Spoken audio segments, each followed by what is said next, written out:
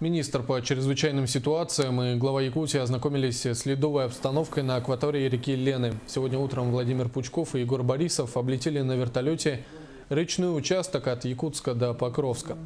Уже после, во время совещания, Борисов подчеркнул, что ледоход проходит в условиях низких уровней воды, поэтому комиссия по ЧС акцентирует внимание на борьбе с лесными пожарами.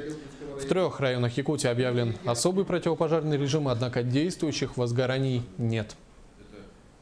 Есть большие риски. Я поставил задачу и Государственной инспекции по маломерным судам МЧС России, всем службам еще раз в этот переходный период обратить на это пристальное внимание.